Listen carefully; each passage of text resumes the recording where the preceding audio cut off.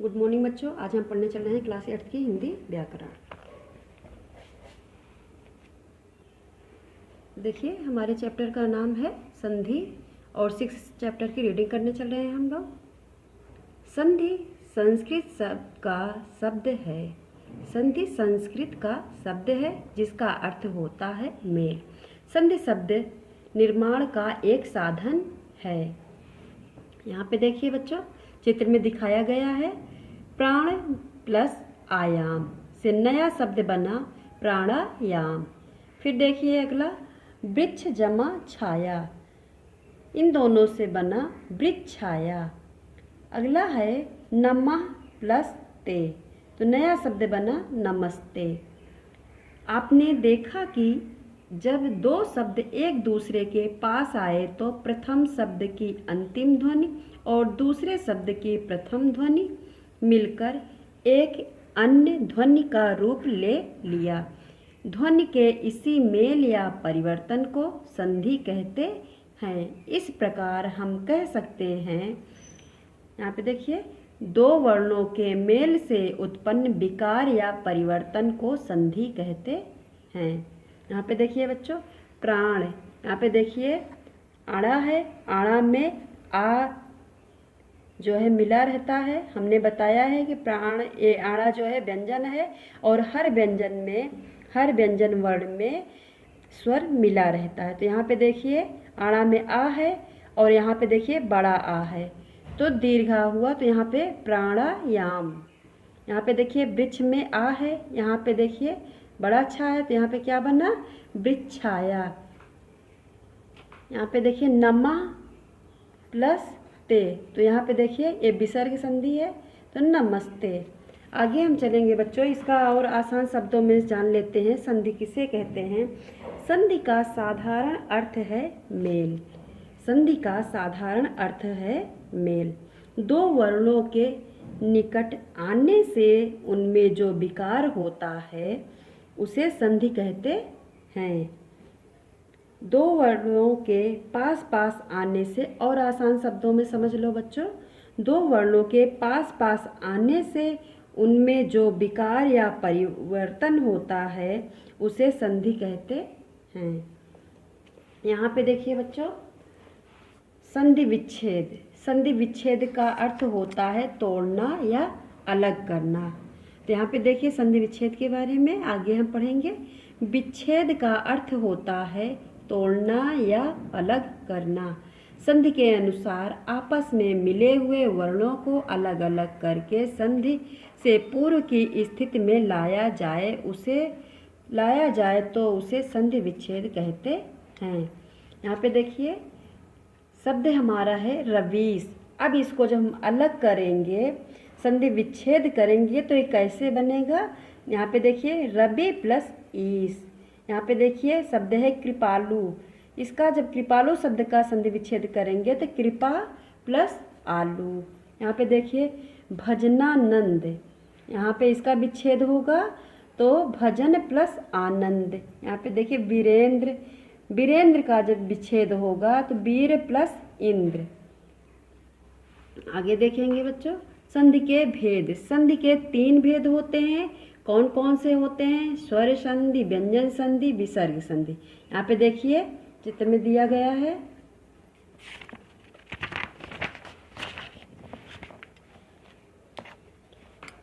First point है स्वर संधि।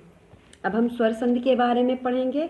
जब दो स्वर एक दूसरे के समीप आने पर आपस में मिलकर एक होते हैं तो उस रूपांतरण को स्वर संधि कहा जाता है।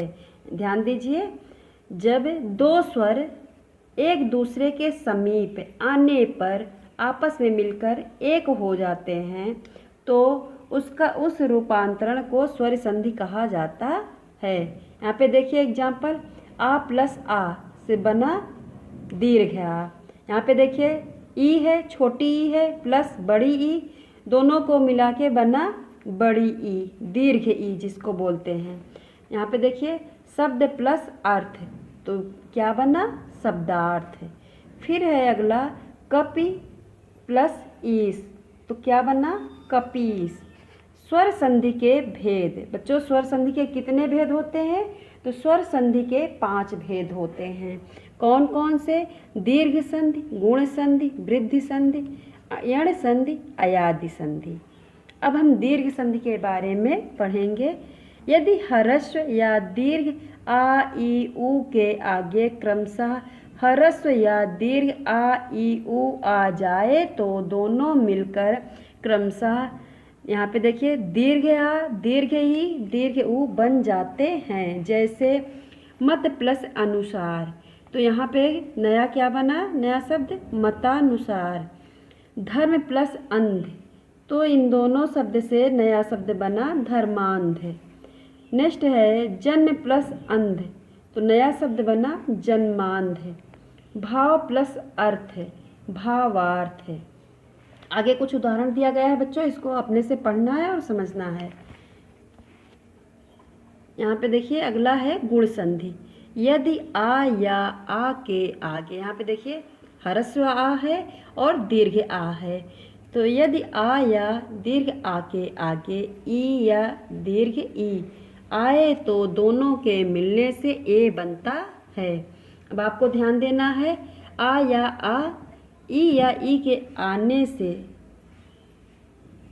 ए बनता है। यदि आ या आ के आगे उ या उ, यहाँ पे देखिए ह्रस्व आ या दीर्घ आ के आगे ह्रस्व उ या दीर्घ उ आए तो दोनों के मिलने से ओ बनता है। ये बच्चों बहुत इम्पॉर्टेंट है, इसको आपको पढ़ना है और समझना है। यदि आ या आ के आगे री आए तो दोनों के मिलने से अर बनता है। यहाँ पे कुछ उदाहरण दिया गया है, इसको आपको देख के पढ़ना है, समझना है। यहाँ पे देखिए आ प्लस ई से ए, जो जैसा कि अभी हमने यहाँ पे बताया है, इसी प्रकार से आपको कुछ शब्द दिए गए हैं, उसको पढ़ के समझना है। नेक्स्ट है वृद्धि संधि। यदि आ या आ से परे ए हो तो दोनों मिलकर ए हो जाता है। यदि आ या आ से परे ओ औ हो तो दोनों मिलकर ओ हो जाता है। यहाँ पे देखिए ए और औ, कुछ उदाहरण यहाँ भी दिया गया है। इसको देखिए यहाँ पे आ प्लस ए, यहाँ पे देखिए आ प्लस ए से ए बन गया, तो एक शब्द है एक प्लस एक से नया शब्द क्या बना? एकाएक। फिर यहाँ पे देखिए लोक प्लस ऐषणा, तो यहाँ पे नया शब्द बना लोकेषणा। तो इसी प्रकार बच्चों आपको पढ़ना है, समझना है। अब हम पढ़ेंगे यण संधि के बारे में। यदि ई या ई के बाद, यहाँ पे देखिए ह्रस्व ई है और दीर्घ ई है, के बाद कोई भिन्न स्वर आए तो ई, ह्रस्व ई या दीर्घ ई का या हो जाता है। यदि ह्रस्व उ या दीर्घ उ के बाद कोई भिन्न स्वर आए तो ह्रस्व उ या दीर्घ उ का वा हो जाता है। यदि री के बाद कोई भिन्न स्वर आए तो री का रा हो जाता है। कुछ उदाहरण दिया गया है बच्चों, यहाँ पे देखिए आ प्लस ई प्लस आ से क्या बना? या बना। यहाँ पे देखिए अति धन अंत, अति प्लस अंत तो क्या हुआ? यहाँ पे अत्यंत। यहाँ पे देखिए यदि प्लस अपि क्या बना? यद्यपि। अब हम पढ़ेंगे बच्चों अयादि संधि। यदि ए ओ औ के आगे कोई इनसे भिन्न स्वर आ जाए तो ए का ए का या आय, ओ या औ तथा औ का आओ बन जाता है। एक बार फिर से समझ लीजिए। यदि ए ओ औ के आगे कोई इनसे भिन्न स्वर आ जाए तो ए का ए या आय, ए का आय, ओ का औ तथा औ का आओ बन जाता है। यहाँ भी कुछ उदाहरण दिया गया है। ए प्लस आ से क्या बना? ए। नया शब्द देखेंगे, ने प्लस अन बना नयन, चे प्लस अन बना चयन। यहाँ देखिए बच्चों व्यंजन संधि। व्यंजन के पश्चात व्यंजन अथवा स्वर आने पर उसमें जो बदलाव होता है उसे व्यंजन संधि कहा जाता है। जैसे फिर से एक बार समझ लीजिए, व्यंजन के पश्चात व्यंजन अथवा स्वर आने पर उसमें जो बदलाव होता है, परिवर्तन होता है, उसे व्यंजन संधि कहते हैं। यहाँ पे देखिए, जैसे जगत प्लस नाथ, तो क्या हुआ?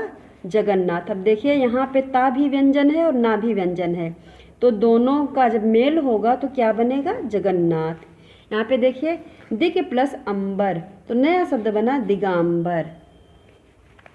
आगे हम चलेंगे बच्चों, थर्ड पॉइंट, विसर्ग संधि। विसर्ग के पश्चात स्वर या व्यंजन आने पर उसमें जो मेल होता है उसे विसर्ग संधि कहा जाता है। एक बार फिर से समझ लीजिए, विसर्ग के पश्चात स्वर या व्यंजन आने पर उनमें जो मेल होता है उसे विसर्ग संधि कहा जाता है। जैसे निह प्लस रस, तो क्या बना? नीरस। निह प्लस रस, नया शब्द बना नीरस। आगे देखिए, विसर्ग का ओ, यदि विसर्ग से पहले आ हो या बाद में आ या किसी वर्ग का तीसरा, चौथा, पांचवा वर्ण या रा, ला, वा, हा में कोई वर्ण हो तो विसर्ग का ओ हो जाता है। जैसे अब यहाँ पे देखिए, वर्ग का तीसरा, जैसे का वर्ग में ले लीजिए आप लोग, तो का में जैसे है का, खा, गा, घा, अंगा, तो इसी प्रकार से तीसरा शब्द है, तीसरा वर्ण है हमारा गा, चौथा है घा, पांचवा है अंगा। तो इसी प्रकार से इसका एग्जाम्पल देखेंगे, मनः प्लस अनुकूल, तो नया शब्द बना मनोनुकूल। तप प्लस भूमि, तो नया शब्द बना तपोभूमि। इसी प्रकार से बच्चों आपको जो है पढ़ना है, समझना है।